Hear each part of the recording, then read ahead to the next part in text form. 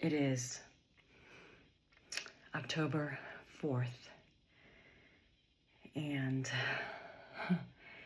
October 4th, 2018 is when I lost my songbird, Jonathan James, but I call him Songbird. Simply because on top of all his disabilities that we'll get into, he was not verbal. So when he made noises, when he made sounds of laughter or any kind of joy, I called him Songbird. It just kind of stuck. So bear with me, I'm nervous. I've never had a channel before. But I would like to get on here and touch on different topics. There's a lot to cover other than just special needs marriage, the difficulties and the wonderful rewards of it. I'll have better notes next time.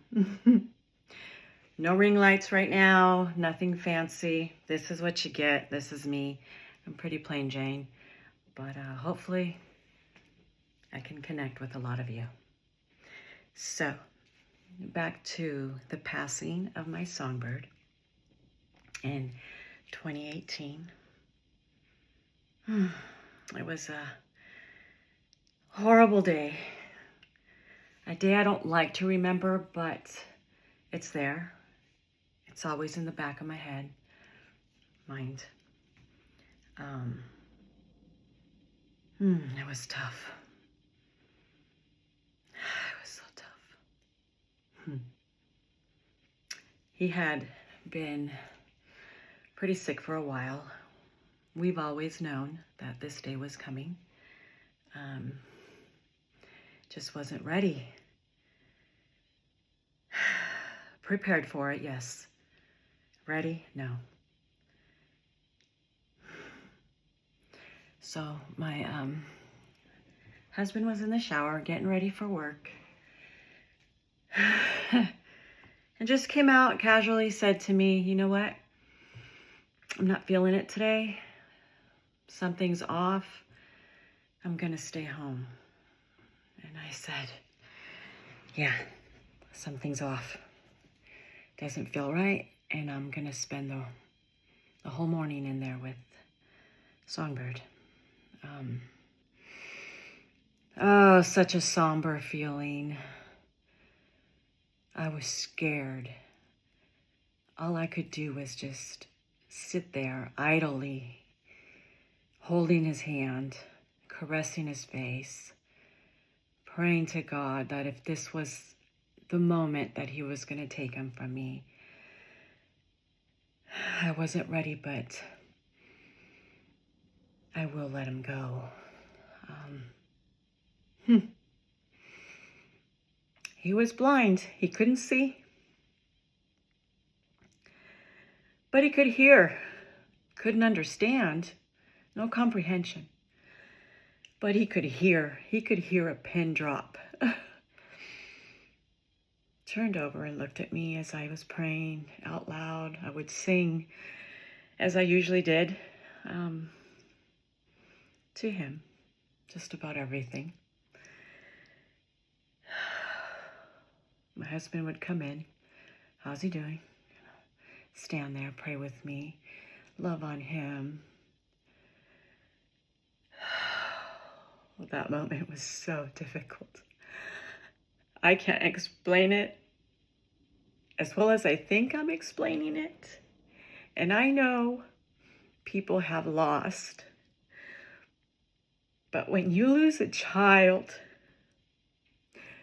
losing a child is one of the worst pains you can ever go through.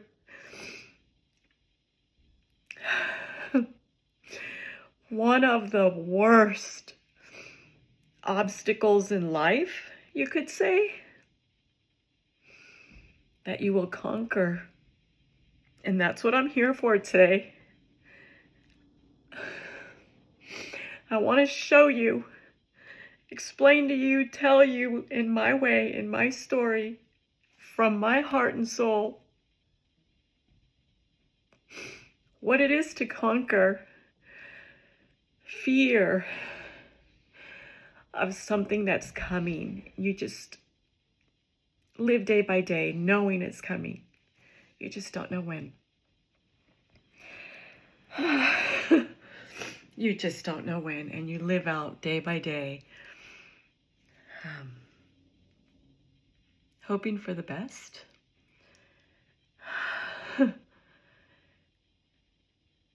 It's one of the hardest things ever.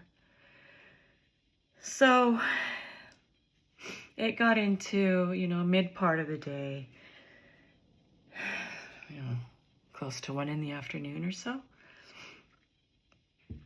And just as you hear people talk about in someone's final hours, it's true. It's 100% true. The second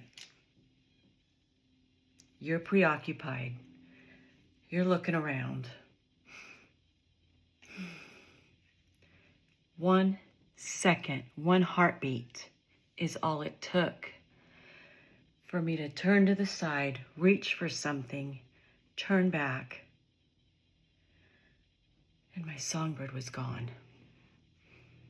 Gone. I yelled. I yelled to my husband. He's gone. He's gone. He's gone. And all I could do was lay myself across him and love on him. The most dreadful feeling ever. My husband rushed in. It was just so hard to consume, to take in all at once. Even though we knew this day was approaching, and with him being sick for all his life, which we'll get into. Oh my gosh, there's just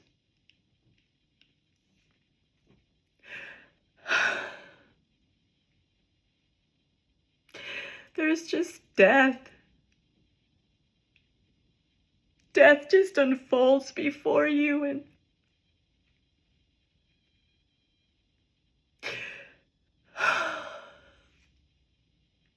you start to try to breathe and try to calm your thoughts and everything that's running through your mind.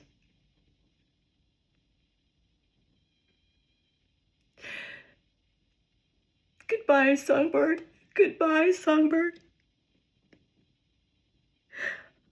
I promise you.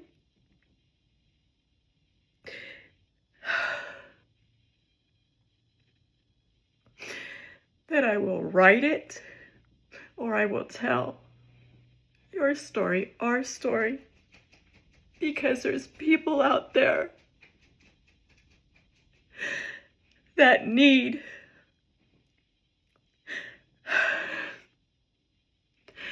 a little light of inspirational hope. Period. That's it. So many people are alone. And they have children that need them 100% all the time. These children are bedbound. They are stricken with a will to survive like no other. They're immobile. They don't function unless someone helps them to function. Someone has to literally move them around, feed them, change them, bathe them, take care of their skin. It's the hardest thing in the world. to love your child so much and give all of yourself selflessly to make sure they make it for as long as God permits in this life.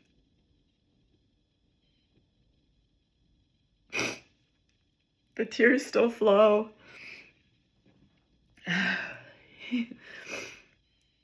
October 4th, 2018 is not far from my mind. It's always there to remind me. It took me around the middle of this year to talk about him without crying. And here's the tears. But this is so different. My memories are what's taken over. My rewards have taken over. My mindset regarding what has happened. I can't tell you the blessings. When God makes you a promise, He keeps it. No matter how difficult you believe it is. Just know when God makes you a promise, He keeps it. Just know that. When you're at your weakest point, your point of breaking, please remember that. Please remember that.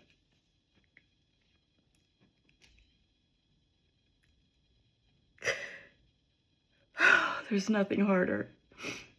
And then on top of that, you have a child that's still with you.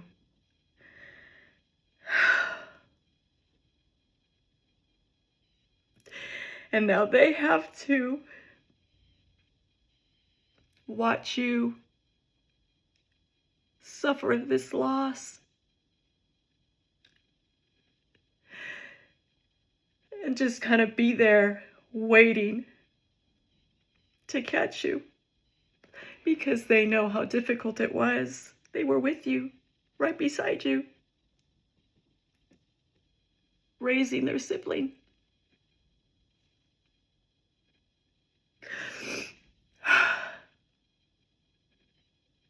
I give them so much credit. I give children so much credit for standing by their parents when such a loss happens, because it affects them too. Not just mom and dad, everybody. In our case, it was my other son. But in someone else's case,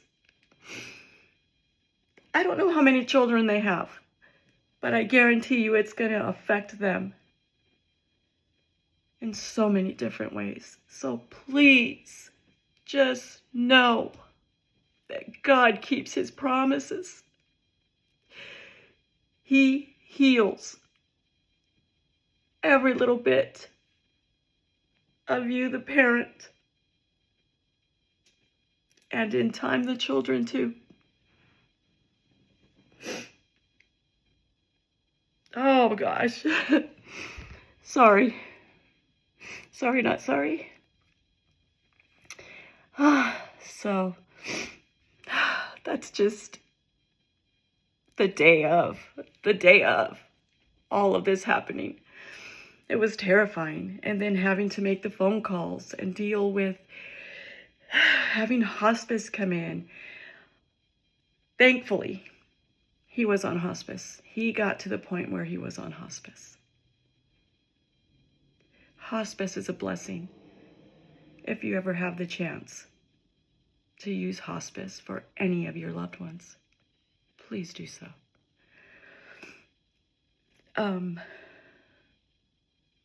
But watching them come in, stepping out of the room just so they could get him together and they wrap him up, put him on a gurney.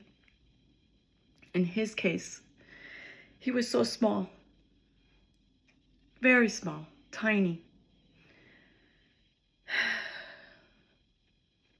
Oh my goodness.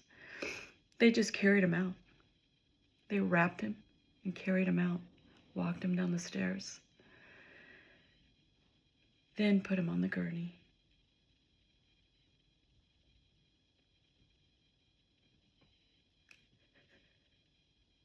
I was doing everything to try not to climb the walls.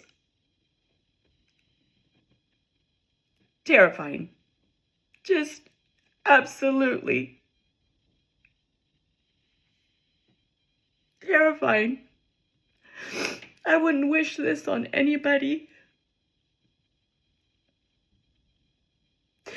But I knew that I would survive. It would be okay because we knew what was going to happen. He was 29 years old when he passed away. I had all that time with him to love him, cherish every moment, learn from him, teach for 29 years. And I'm ever so thankful for that.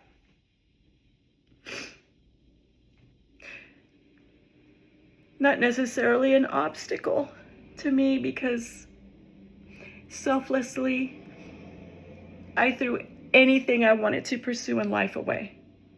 He was my life. My kids were my life. But I was blessed. I was blessed to be married and to have a husband that provided, no matter what. To begin with, a husband that stuck around, because not very many do. And the moment my son was born, we remember the doctors saying, oh, he's not going to make it. He's got about 2 weeks to live. My husband looked at me, we looked at the doctor, and we said, if he's going to die, we're going to take him home. And that was the beginning. That was the beginning of our story that needs to be heard.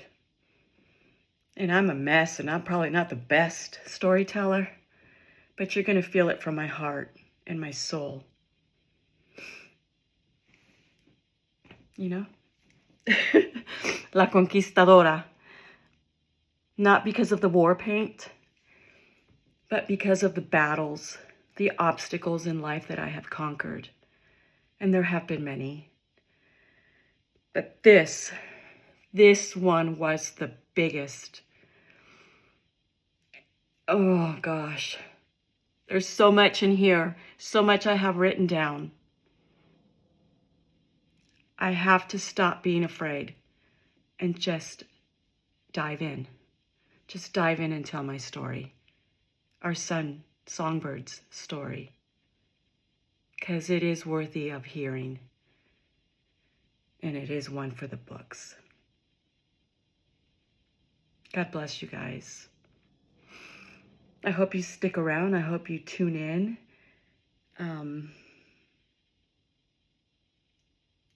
There's not a lot I could say right now. I'm just kind of numb. But October 4th sucks for me. So let's help you get through whatever obstacles life has thrown at you. Hopefully my story helps you in some kind of way. But let's get through this life together, shall we? Thanks for watching.